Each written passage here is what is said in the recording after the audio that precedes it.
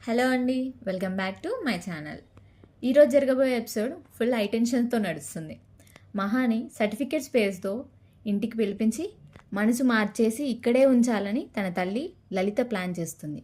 కానీ దీనికి ప్రతాప్ కూడా ఓకే అనడంతో అందరూ మహాని ఒప్పించే ప్రయత్నం చేస్తారు.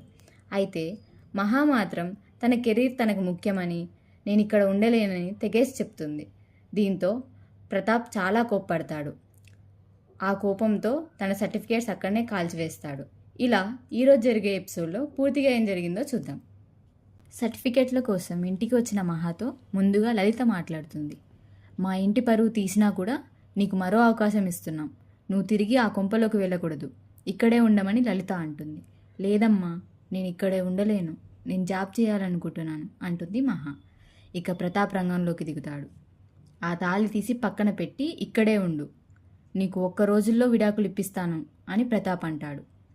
ఆ భూషణ్ ఇంకా నీకోసం వెయిట్ చేస్తున్నాడు అని ఆది అంటాడు. ఆ మాట వినగానే మహాకి సిచ్యువేషన్ ఏంటో అర్థమైపోతుంది. వీళ్ళు మళ్ళీ ఈ భూషణ్ గాడితో పెళ్లి చేయడానికి తనని ఇక్కడికి రప్పించారని మహా మనసులో అనుకుంటుంది. మీరిక మారరా? నేనేం మీరు చెక్కిన శిల్పాన్ని కాదు, మీ ఇంట్లో రాయిని కాదు. అసలు మిమ్మల్ని నమ్మి వచ్చినందుకు పశ్చాత్తాపపడుతున్నాను. నేనొచ్చింది మళ్ళీ బందీగా మారిపోవడానికి కాదు. మీరు అనుకున్నది ఏది జరగదు. మీ శాసనాలు, అధికారాలు చెల్లవు. నా సర్టిఫికేట్స్ ఇస్తే మీకు దండం పెట్టి వెళ్ళిపోతానని మహా అంటుంది. మర్యాదగా నా సర్టిఫికేట్స్ నాకు ఇవ్వమని మహా గట్టిగా అడుగుతుంది. దీంతో నీకు ఈ సర్టిఫికేట్లే కదా కావాలి, అమ్మ నాన్న వద్దు అంతేగా, ఈ కాగితాలు మాత్రమే కావాలి. ఆఖరిసారిగా చెప్తున్నాను, నీకు 2 అవకాశాలున్నాయి. ఒకటి, సర్టిఫికేట్లు కావాలంటే ఆ పెళ్ళి మర్చిపోయి ఇక్కడే ఉండాలి. రెండోది, మా మాట వినకుండా వెళ్తాను అంటే వీటిని కూడా వదులుకొనే వెళ్ళాలి. ఆలోచించుకో. నేను 3 అంకెలు లెక్క పెట్టేలోపు ఏదో నిర్ణయం చెప్పు, లేకపోతే ఈ సర్టిఫికేట్స్ ఇక్కడే కాల్ చేస్తాను అని ప్రతాప్ బెదిరిస్తాడు. ఏదో ఒకటి తేల్చుకో. ఇవి కావాలా, ఇల్లు కావాలా అని ప్రతాప్ అడుగుతుంటే మహా కన్నీళ్లతో ఏడుకుంటుంది. ప్లీజ్ నాన్న అని బతిమారుతున్నా, వద్దని హారిక అంటున్నా కూడా వినకుండా ప్రతాప్ మహా సర్టిఫికేట్లను కాల్ చేస్తాడు. కాలిపోతున్న తన సర్టిఫికేట్స్ను చూసి మహా గుండెలు పగిలేలా ఏడుస్తుంది. తర్వాత ప్రతాప్పై ఫైర్ అవుతుంది. నా సర్టిఫికేట్స్ని బూడిద చేసావు, ఇంకా నీ అహంకారం తగ్గలేదా? ఎవరయ్యా నీకు ఈ అధికారం ఇచ్చింది? ఎక్కడి నుంచి వచ్చిందయ్యా నీకు ఈ శాసించే హక్కు? ఎవరు నువ్వు? బ్రతుకున్న కూతురికి పిండం పెట్టాలనుకున్న తండ్రివి అంతే. నా కలల్ని బూడిద చేశారు, నా ఆశల్ని బూడిద చేశారు. ఇంకేం మిగిలింది? నేనే కదా. నన్ను తగలబెట్టేస్తావా? పరువు కోసం కన్న కూతుర్నే హత్య చేస్తావా? చంపేశావు కదా, ఆ రోజే తల కడిగేసుకున్నావు కదా. నా మీద నాకు మాత్రమే సర్వ అధికారాలున్నాయి. వెళ్ళిపోతాను, స్వేచ్ఛగా వెళ్ళిపోతాను అని మహా అంటుంది. ఎవరే నిన్ను వెళ్ళనిచ్చేది అని లలిత ముందుకొస్తుంది. ఆగు, అక్కడే ఆగు.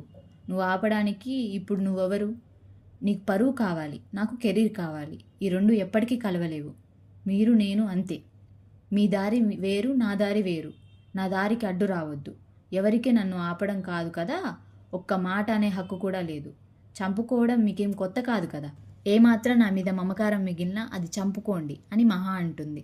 నీ సర్టిఫికెట్స్ కాలిపోయాక ఇంకేం మిగిలిందని వెళ్తావే అని ఆది అంటాడు. రే, ఇంట్లో ఎవడో ఒకడు మూర్ఖుడు ఉంటాడు, ఇంటి నిండా మూర్ఖులే తయారయ్యారేంట్రా అంటుంది మహా. ఎంత మాట అన్నావే అని లలిత అవాకవుతుంది. ఇంతవరకు వచ్చాక మీకు మర్యాద ఇచ్చేదేంటి? ఏరా, సర్టిఫికెట్లు కాలిపోతే నేను లేనా? నా చదువులను కాల్చగలవా? నా మెదడును కాల్చగలవా? నా దేహాన్ని కాల్చగలవా? నా ఆత్మవిశ్వాసాన్ని కాల్చగలవా? ఏం చేస్తారు మీరంతా కలిసి? ఇప్పుడు చెప్తున్నాను వినండి. నేను మహాలక్ష్మిని. మీరు ఇచ్చినవి ఏవీ తీసుకెళ్లకుండా, మీ నుంచి ఏమీ ఆశించకుండా ఉత్త చేతులతో వెళ్తున్నాను. తొందరలో మంచి ఉద్యోగంలో చేరుతాను. మీరు ఊహించని స్థాయిలో నా కాళ్ళ మీద నేను నిలబడి నన్ను నేను నిరూపించుకుంటాను అని మహా సవాల్ చేస్తుంది. చాలా ఎక్కువ మాట్లాడుతున్నావు మహా అని ప్రతాప్ అంటాడు. లేదు సార్, ఇప్పుడే క్లారిటీగా మాట్లాడుతున్నాను. ఇప్పుడు కూడా నా కోసం నేను నిలబడకపోతే ఎప్పటికీ నిలబడలేను అని అంటుంది మహా. ఏంటే పిచ్చి పట్టినట్టు మాట్లాడుతున్నావు?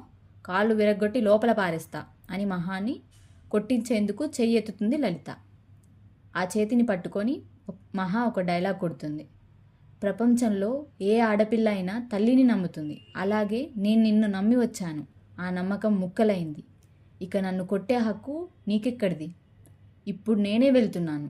నేను ఏదో నేరమో ఘోరమో చేయరాని పాపమో చేసినట్టు ఫీల్ అవుతున్న మీరంతా ఏదో ఒకరోజు మహా మా కూతురని గర్వంగా చెప్పుకునేలా బతుకుతాను అంటుంది మహా. ఆ రోజు మీరే ఖచ్చితంగా నన్ను వెతుక్కుంటూ వస్తారు. అంతవరకు మీ గడపలో ప్రాణం పోయినా అడుగు పెట్టాను. అది మహాలక్ష్మి అని సవాల్ చేసి మహా బయటికి బయలుదేరుతుంది. చూస్తావేంట్రా, వెళ్ళి ఆపరా అని ఆదితో అంటుంది లలిత. దీంతో మహా ఆగు అంటూ ఆది పరిగెత్తుకుంటూ వెళ్తాడు. గేటు దగ్గర కన్నాని చూడగానే వీడెందుకు వచ్చాడు, ఎంత ధైర్యం రా నీకు అని కొట్టడానికి ముందుకెళ్తాడు ఆది. ఏ ఆది, వాడి మీద చెయ్యి పడితే అన్నవని కూడా చూడను, నీ ప్రతాపం వేరే ఎక్కడో చూపించుకో అంటూ ఆదిని నెట్టేస్తుంది మహా. రే పదరా అని కన్నా చేయి పట్టుకొని బయటికి వచ్చేస్తుంది. బయటికి రాగానే చెట్టు కింద కూర్చొని మహా కన్నీళ్లు పెడుతుంది. అసలు లోపల ఏం జరిగింది వదిన అని కన్నా అడుగుతాడు. నన్ను ఇక్కడే శాశ్వతంగా ఉంచడానికి పిలిపించారు, నమ్మక ద్రోహం చేశారు. మా వదిన మాటలని ఇక్కడికి వచ్చినందుకు నట్టెట్లో ముంచారు. నన్ను రప్పించడానికి ఇంత దిగజారిపోవాలా? చీటర్స్. అయిపోయింది, నా జీవితం సర్వనాశనం అయిపోయింది. మనకి కష్టం వస్తే అమ్మా నాన్నలకు చెప్పుకుంటాం, కానీ వాళ్ళే కష్టాలు పెడుతుంటే ఇంకెవరికి చెప్పుకోవాలి? ఇన్ని రోజులు ఎంతో కష్టపడి చదివాను, ఎన్నో మెడల్స్ సాధించాను. అదంతా నా కళ్ళ ముందే కాలిపోతుంటే ఏమి చేయలేక చూస్తూ ఉండిపోయాను. నా సర్టిఫికేట్స్ కాల్ చేశారు కన్నా, అవి లేకపోతే నాకు అసలు లైఫే ఉండదు. అసలు వాళ్ళు మనుషులే కాదు, రాక్షసుల్లా ప్రవర్తిస్తున్నారు అని మహా బాధపడుతుంది. వాళ్ళు నీ కళల్ని చంపేశారని ఇప్పుడు నువ్వు నన్ను చంపేస్తావా వదిన అంటాడు కన్నా. ఏం మాట్లాడుతున్నావురా అని మహా ఏడుపు ఆపేస్తుంది. బాగా ఆకలిస్తుంది వదిన, నువ్వు ఇలాగే ఏడుస్తూ కూర్చుంటే నేను ఆకలితో చచ్చిపోతాను కదా అంటాడు. అయ్యో చెప్పవేంట్రా, దగ్గరలో నాకు తెలిసిన రెస్టారెంట్ ఉంది, అక్కడ నీకేమైనా తినిపిస్తాను అని తీసుకెళ్తుంది. ఏంటి వదిన, ఇంకా జరిగిన దాని గురించి ఆలోచిస్తున్నావా అని కన్నా అడుగుతాడు. అయినా నేను చేసిన తప్పేంటి? ఇన్నాళ్ళు వాళ్ళు చెప్పినట్టు విన్నాను, ఇప్పుడు నాకు నచ్చినట్టు బతకకూడదా? ఇన్ని రోజులు ఇంట్లో నుంచి వచ్చేసినందుకు నాకు గిల్టీగా ఉండేది, కానీ ఇప్పుడు అస్సలు లేదు. ఎందుకంటే నేను అసలు తప్పే చేయలేదు కదా అంటుంది మహా. ఇప్పుడు నేను ఒంటరిదాన్ని అయిపోయాను కన్నా అని మహా అంటుంది. నువ్వు ఒంటరిదానివేంటి వదిన, నిన్ను ప్రాణంలా చూసుకోవడానికి మేమంతా ఉన్నాం కదా అని అంటాడు కన్నా. అప్పుడు మహా, నా ధైర్యం కూడా అదేరా అంటుంది. మీరు కూడా తినండి వదిన, నిజం చెప్పాలంటే నాకు ఆకలిగా లేదు. మీరు అలా ఏడుస్తుంటే ఎలా ఓదార్చాలో తెలియక మీరు ఏడుస్తుంటే నాకు ఏడుపు వచ్చేసింది అంటాడు కన్నా.